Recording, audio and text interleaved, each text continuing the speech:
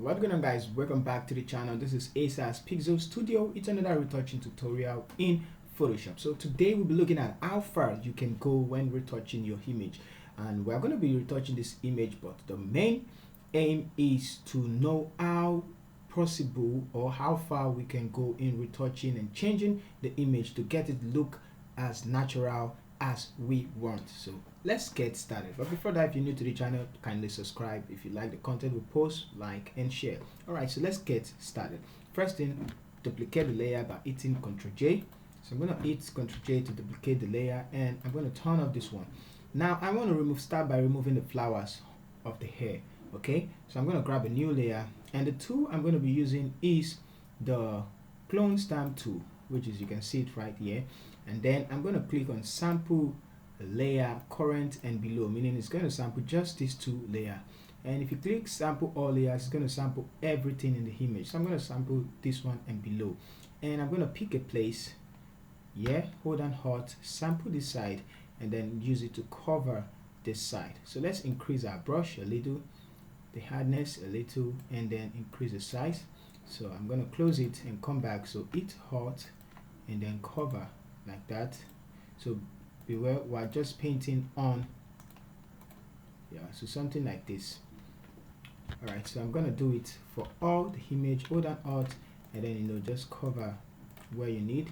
I'm going to go up, cover, make it bigger, and then hold down Alt and then cover. So I'm going to show you a trick you can use right here. Let me quickly cover this up.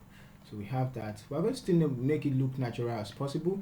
Now this, if I start painting on this, you're going to see it's going to start affecting the air. So I'm just going to grab the lasso tool, and then let's undo that, and you're going to draw like this, and it's just going to sample that area alone. So something like this, and you can just just finish it up and then grab your clone stamp tool and sample an area and then paint over it. You can see that no matter how I paint hard, it's not just getting to our face. Okay, so I'm going to Ctrl D to deselect, and there we go. But to make it look natural, we're going to copy somewhere here, and then just come here and paint just once. All right, so make it soft. I'm going to go ahead and make the brush soft, and I'm just going to paint and make it look like that. And also this side, stamp, and then just paint over, so something like that. Come here and then paint over. So I'm going to quickly finish this up and come back. So I'm done fixing everything, and we have our before and then our after. So it's looking all good. So I'm going to create the stamp visible layer, Ctrl Shift Alternate E, and then I'm going to pick the move tool. So let's zoom in and start doing some color correction. So I'm going to grab the hue and saturation, adjustment layer, and then I'm going to just pick a color of the face and increase the hue so you can see some greens and some blues. So I'm going to turn it off in picture.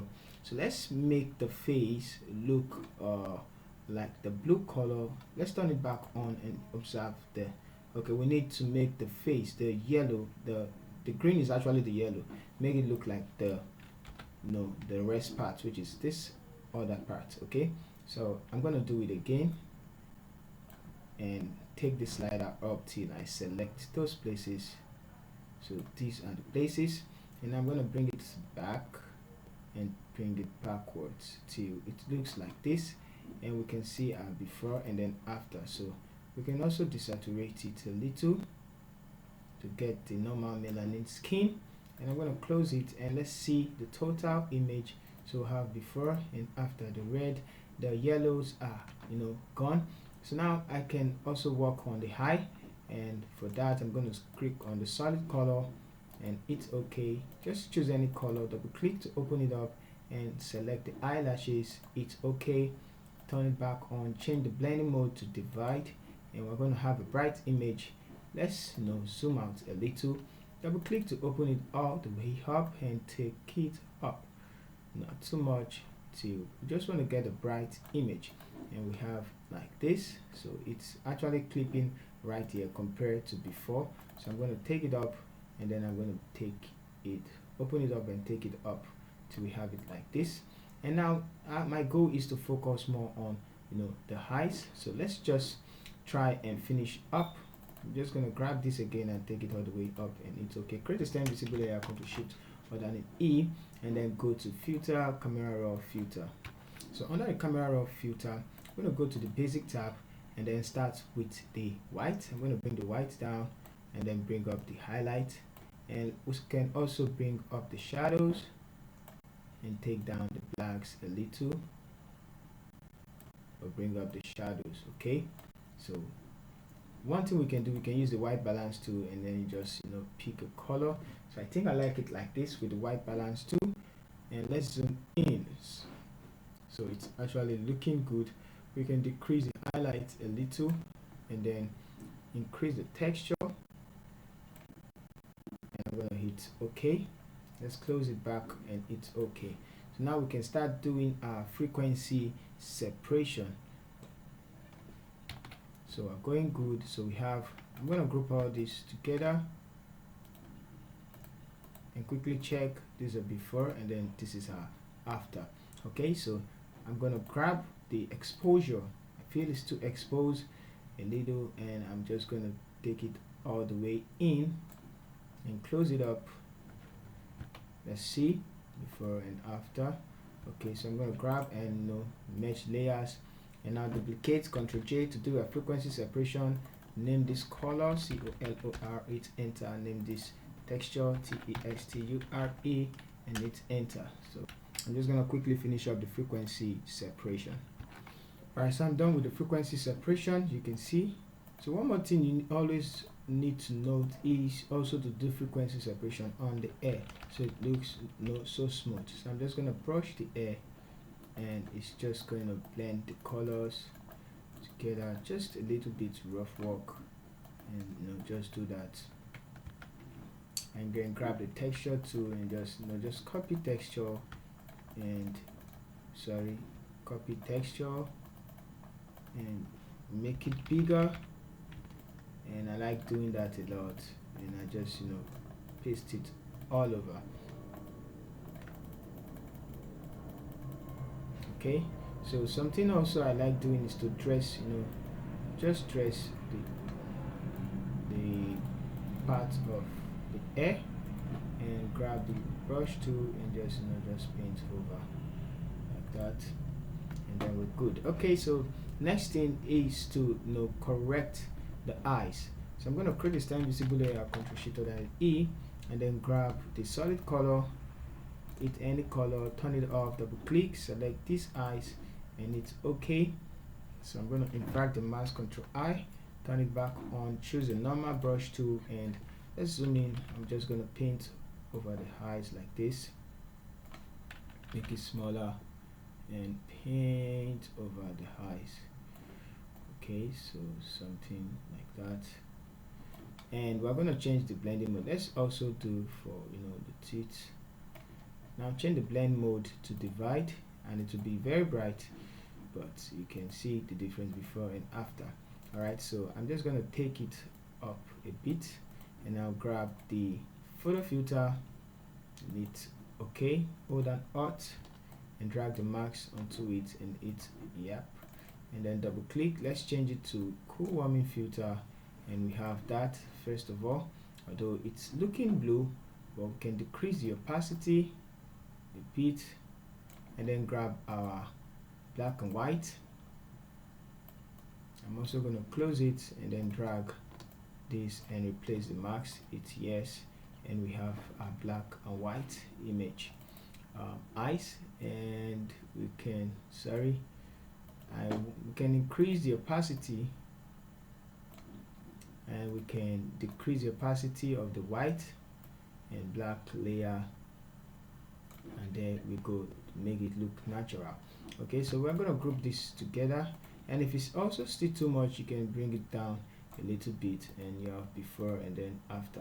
Just find a way of whitening the eyes. And now I'm going to create a stem visible layer again, and for this one I'm going to go to liquify so I can straighten the lips. So let's go to filter and go to liquify. So now the liquify tool, I'm going to be very fast. First of all, I would like to turn off the head. I'm going to use a twill tool, which is this one, and then I'm going to turn the head by hitting Alt, and you can see what just happened. Let me zoom in and you see, so before and after. So it's just straightening the end. We can also do it one more time, make it bigger, and hold on Alt, and just, you know, guess that was too much. Let's do it fast. Yeah, just tap and then we're done. Okay, so for the lips, I'm gonna do it for the lips and make it big, and just down, hold on Alt, and, you know, tap.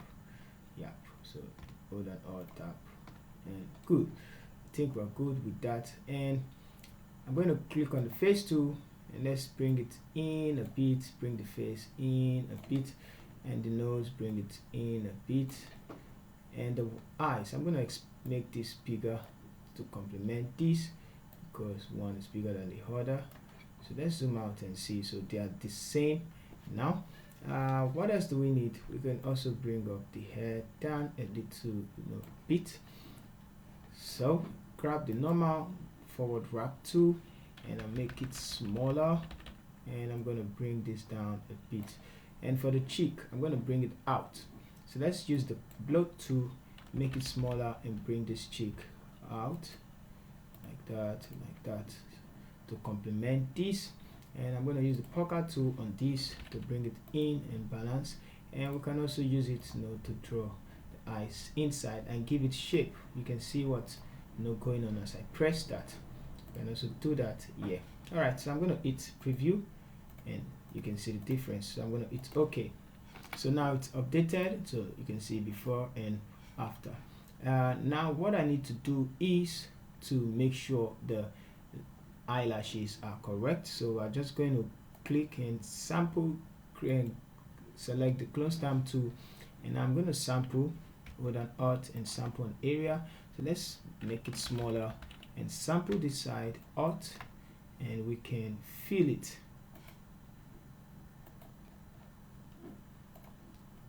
Sample current and below, and just like that. And let's go ahead and zoom in, and I'm just going to paint on it, sample this, and, you know, bring it in and bring it in. So we have this one, and also I'm going to do for this one as well. So sample and, you know, bring it in. I'm going to sample and, you know, just fill it in right there. Sample and fill it in. I'm going to sample and, you know, fill it in. So we're just, you know, trying to, instead of using other tools, so we have one, and you can duplicate it, Ctrl J, and decrease the opacity till you have many of it. Okay, so I'm going to leave it like that, and we can also do for this one, and then sample and just paint over, sample, and, you know, paint over. All right, so that's that. I'm going to create stem visibility. I'll go to Shift Alternate E, and let's go to camera raw filter to finish up some process. So here we are in the camera raw filter. You can use the white balance tool again, and then you just pick, but I don't want the yellow fill, I want the natural fill, so I'm going to leave it at +8, and let's see before and then after. So I'm just going to also bring it back a little, and before and then after. Let's see, taking it forward, or let's just reset it. Let's leave it to a short. I think I still like it like this. Let's increase the highlight and decrease the shadows. Should we increase the white? Yeah, I think we need to brighten it up a little and bring down the blacks, like -2. Increase the texture, close it, open up the curve, and we're going to create the next curve. So take this forward and take this backward. It's just going to give it depth. And color mixer, this is where things are going to go more amazing. So I'm going to increase the red backwards and increase the, yeah, till I feel the effect on the lips. So go back to the U and, bring it back a little so the effect is on the lips. And now we can go ahead with the orange, and notice how this affects the image. Okay, so let's increase the orange to we have a brown rich skin like that, and take this forward. But if it's too saturated, you can always go back and tweak it. So now let's go to the U and let's see how we want the skin to look like. If we take it, it looks red. If we take it forward, it looks brownish, and I think I like the brown skin girl. Okay, so I'm going to leave it like this, and all of that colors can stay. Let's go to the calibration and take this forward and take the blues backwards and just find a sweet spot for it. So I'm going to leave it somewhere here, should be fine, -1, and I think the red should go back a little. Let's find a sweet spot for the green. Yeah, I think here should be fine. So let's see before and after, just a little change and it's okay. And we're going to have this. All right, so let's color grade, go back, click the color balance, and let's start with the highlight. And I think I'm going to introduce some red and some magenta. Let's introduce some yellows as well. Go to the mid-tone and let's go with, let's make this 0. Go with some blues and cyan. Go to the shadows and just put in some some cool blues.